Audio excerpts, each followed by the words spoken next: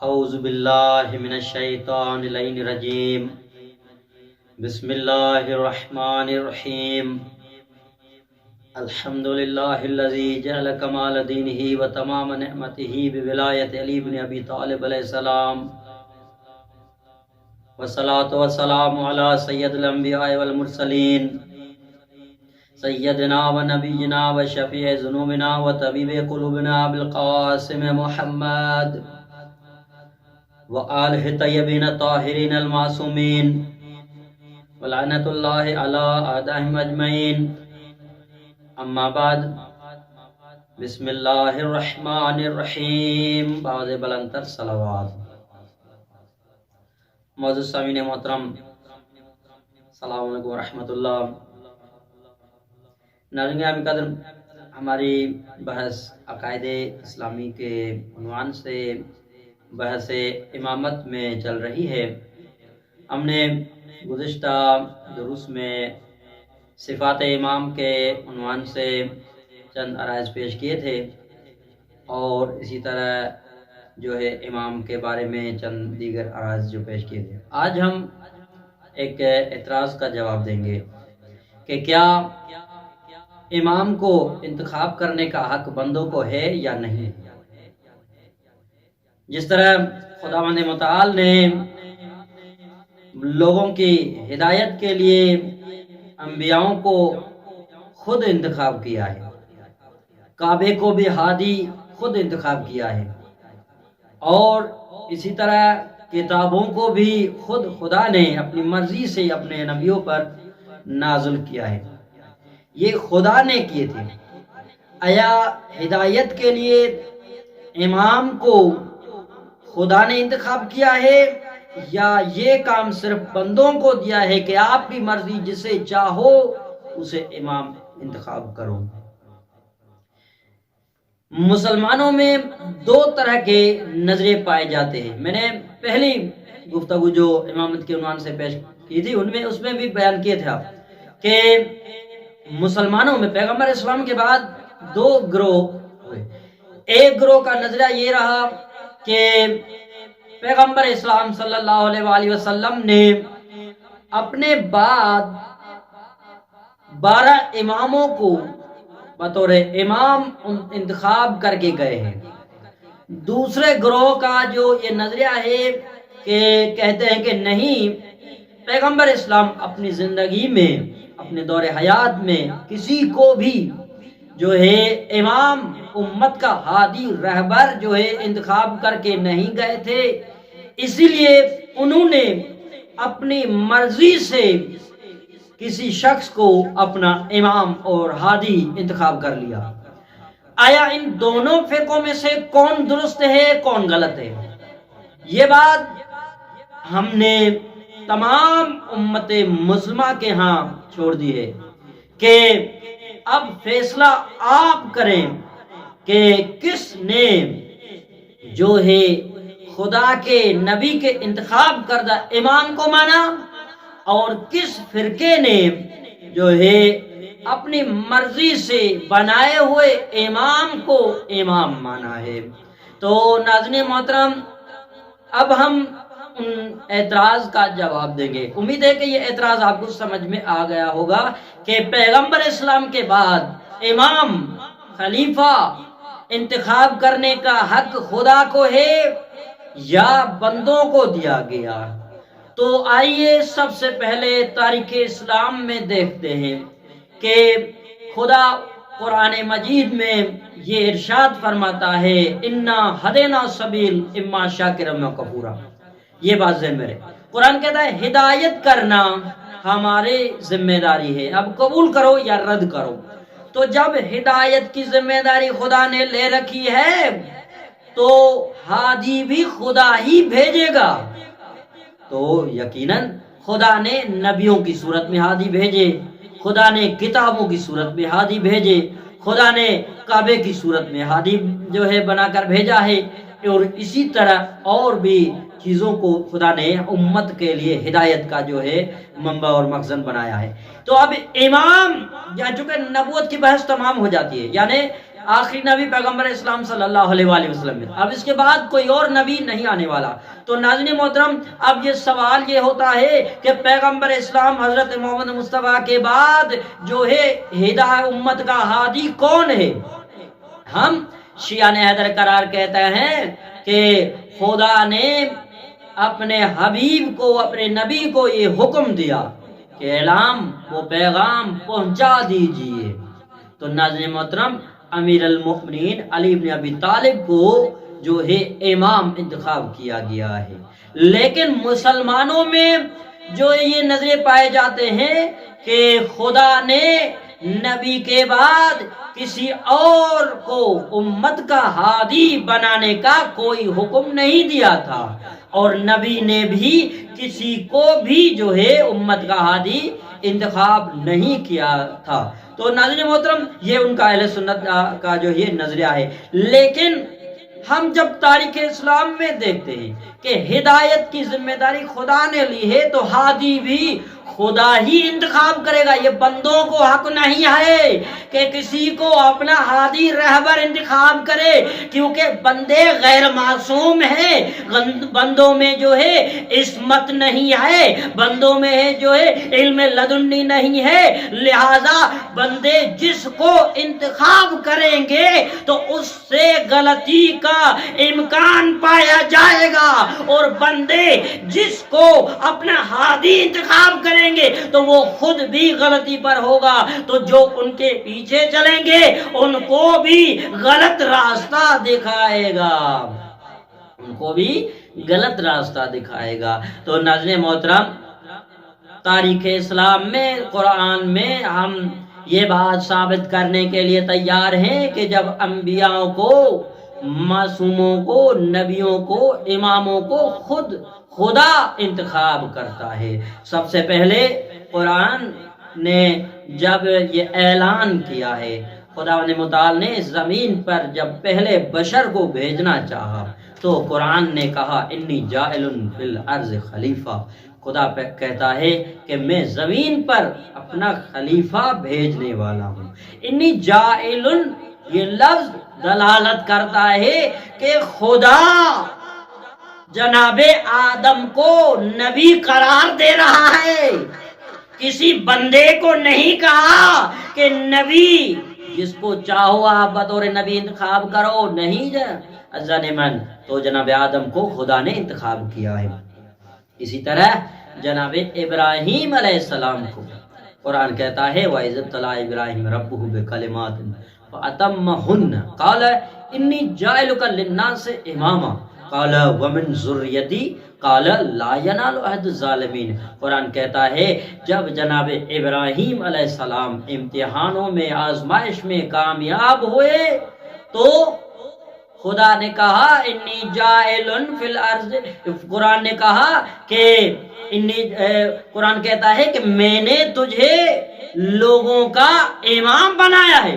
تو ناظرین محترم، جب خدا جناب ابراہیم کو انی جاعل للناس اماما، میں نے تمہیں، قرآن کہتا ہے کہ ہم نے تمہیں لوگوں کا امام بنایا ہے، تو یہ اس بات سے، اس آیت سے ثابت ہوتا ہے کہ امام بنانا خدا کا کام ہے، کسی بندے کا کام نہیں ہے، کسی بشر کا کام نہیں ہے کہ اپنے آپ سے جس کی عمر بڑی ہو اس کو بطور امام انتخاب کرے۔ عزیزان مان، یہ ہمارے ہاں اپنی برادری میں یہ وڈیرا تو انتخاب کر لیتے ہیں، رئیس تو اس طرح انتخاب کر لیتے ہیں، لیکن خدا کے نبی کا جانشین انتخاب کرنا عام انسانوں کی بس کی بات نہیں، یہ خدا کا کام ہے، تو خدا کو ہی کرنے دو۔ اور خدا نے کیا ہے، نبی کے بعد جس کو امامت دینی تھی اس کو خدا نے امام کا جو ہے عہدہ سونپا ہے کہ اب نبی کے بعد علی امام ہے۔ تو یہ جناب ابراہیم کو جو ہے لوگوں کا امام بنایا گا۔ اب دوسری آیت جو ہے وَجَعَلْنَاهُمْ أَئِمَّةً يَهْدُونَ بِأَمْرِنَا، ہم نے ان کو اماموں کو قرار دیا ہے، وہ کیا کرتے ہیں؟ یہدون بِأَمْرِنَا، جو ہمارے حکم کی، ہمارے امر کی لوگوں کو ہدایت کرتے ہیں۔ تو اب اس سے ظاہر ہے کہ جس کو خدا امت کا ہادی بنائے گا تو وہ لوگ، وہ امام جو ہوں گے وہ خدا کے امر کی ہدایت کریں گے، اور جس کو بندے انتخاب کریں گے تو وہ خدا کا امر کی جو ہے تبلیغ نہیں کریں گے، بلکہ وہ اپنی مرضی کی تبلیغ کریں گے اور دین میں فساد و فتنہ پھیلائیں گے۔ تو اسی طرح ایک اور آیت جس میں خدا خود انتخاب کر رہا ہے اپنے نمائندوں کو، اپنے نبیوں کو، اپنے رسولوں کو، اپنے اماموں کو خدا انتخاب کر رہا ہے۔ مسلمانوں، آپ جب قرآن کو پڑھتے ہو تو قرآن کی باتوں کو مانو بھی تو صحیح۔ قرآن نے یہی کہا ہے کہ بھائی نبی کا انتخاب کرنا ہمارا کام ہے، امام کا انتخاب کرنا ہمارا کام ہے، قرآن کو نازل کرنا ہمارا کام ہے، توریت کو نازل کرنا ہمارا کام ہے، انجیل و زبور کو نازل کرنا ہمارا کام ہے۔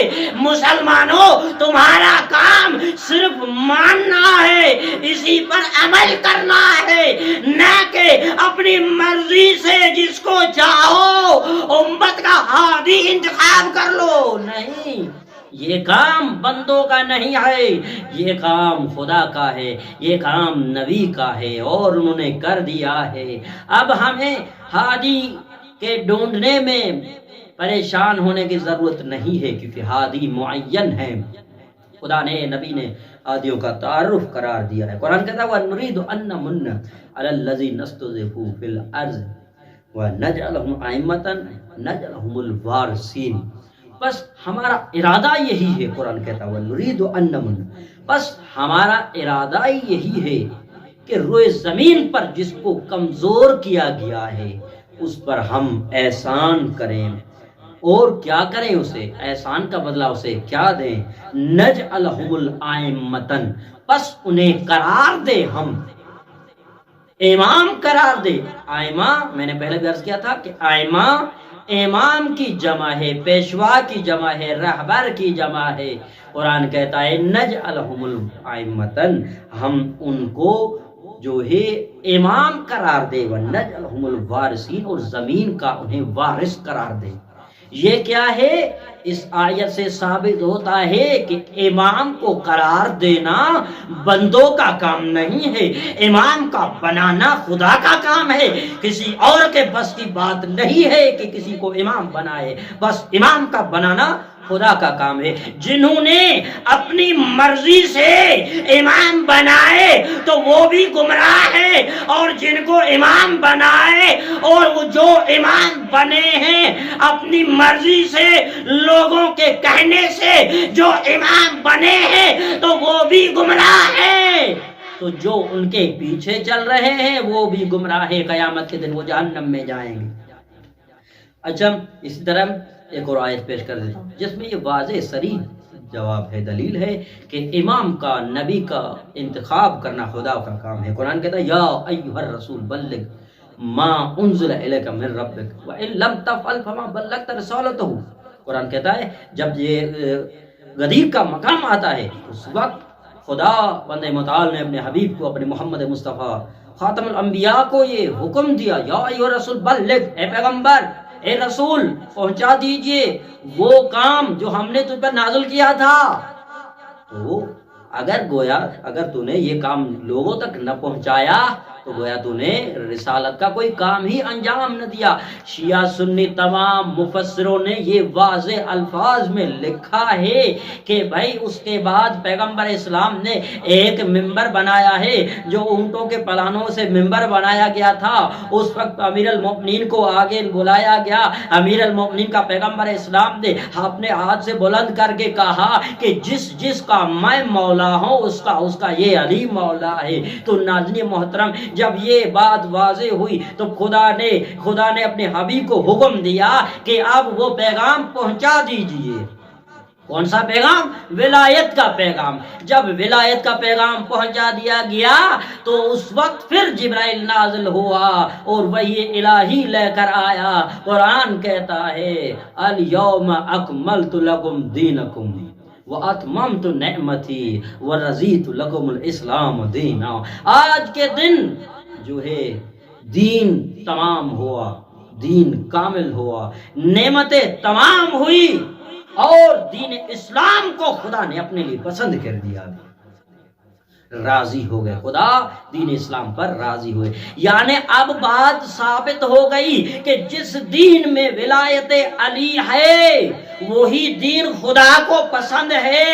مسلمانوں، جس کسی کے پاس اب تک اگر ولایت علی نہیں ہے تو چاہے وہ نمازیں پڑھتا ہے، روزے رکھتا ہے، حج کرتا ہے، زکاتیں دیتا ہے، کچھ کتنا بھی نیک کام کرتا ہے، لیکن اس کے دین میں ولایت علی و اولاد علی نہیں ہے تو وہ دین خدا کو پسند نہیں ہے، اس دین سے خدا راضی نہیں ہے۔ ارے خدا اس دین سے راضی ہے جس دین میں ولایت علی و اولاد علی ہے۔ جس دین میں ولایت علی و اولاد علی ہے اس دین سے خدا راضی ہے۔ اگر آپ کو خدا راضی کرنا ہے، خدا کو راضی کرنا ہے تو ولایت کو ماننا پڑے گا، اور ولایت تمام امور میں ہونی چاہیے۔ ولایت وہ عمل ہے جس عمل کے تحت ہم اپنی زندگی بسر کر سکتے ہیں۔ ولایت کے تحت ہمارا بولنا ہو، ولایت کے تحت ہمارا دیکھنا ہو، ولایت کے تحت ہمارا کھانا کھانا ہو، ولایت کے تحت جو معاشرے کے ساتھ جو ہے ہماری رسم ریت جو جاری رکھنی ہے، ولایت کے تحت ہمارے زندگی کے تمام امور انجام دینے چاہیے۔ کہیں ایسا نہ ہو کہ کچھ لوگ ایسے بھی پائے جاتے ہیں جو زبان پر ولایت کا نعرہ تو لگاتے ہیں لیکن کام وہ جو شیطانوں والا کام کرتے ہیں۔ عزیزان من، ولایت جو ہے درس یہی دیتی ہے کہ ولایت میں آنے کے بعد قرآن کہتا ہے کہ جب ولایت میں داخل ہو گیا، حدیث قدسی میں خدا فرماتا ہے کہ ولایت علی حصن ومن دخل حصن امن من عذابی۔ ولایت علی میں خدا فرماتا ہے کہ وہ مضبوط قلعہ ہے جس میں جو بھی داخل ہو گیا میرے عذاب سے بچ گیا۔ تو عزیزان مان، ولایت ہے کیا؟ ولایت ایک نظام حیات کا نام ہے۔ ولایت ایک ایسا دستور ہے جس پر ہم چل کر اپنی زندگی کو آسان بنا سکتے ہیں اور اپنی آخرت کو بھی آسان بنا سکتے ہیں۔ ولایت صرف نعرہ لگانے کا نام نہیں ہے، ولایت صرف ایسے زبان سے اقرار کر لینا کافی نہیں ہے، بلکہ ولایت ہمارے تمام امور میں ہونی چاہیے۔ ولایت کے تحت نماز ادا کرنی چاہیے، ولایت کے تحت روزہ ادا کرنا چاہیے، ولایت کے تحت حج ادا کرنا چاہیے، ولایت کے تحت غریبوں، مسکینوں، یتیموں، اسیروں کی مدد کرنی چاہیے۔ جس طرح ہمارے مولا سردار، ہمارے آقا غریبوں مسکینوں کو کھانا کھلایا کرتے تھے، ارے ہم نے کبھی سوچا ہے کہ ہمارے محلے میں کتنے غریب رہتے ہیں؟ ہم اپنے مولا کی سیرت پر چل کر ان غریبوں تک جو ہے ان کی مشکلات کو حل کرنے کی کوشش کریں۔ اتنے بہت سارے لوگ ہیں تنگ دست ہیں، کتنے مریض ہیں، کتنے لاچار بے بس ہیں، ان کی مدد کریں۔ ولایت کا درس یہی ہے۔ ولایت کا درس فتنہ فساد پھیلانا نہیں ہے۔ ولایت وہ عمل ہے جس سے ہم اپنی زندگی کو سنوار سکتے ہیں تو آخرت بھی سنوار سکتے ہیں۔ انشاءاللہ امید کرتے ہیں کہ یہ درس آپ کو ضرور پسند آئے گا اور تمام دوستوں مومنین تک بھی اس درس کو ضرور شیئر کیجیے گا۔ والسلام علی من اتبع الہدی۔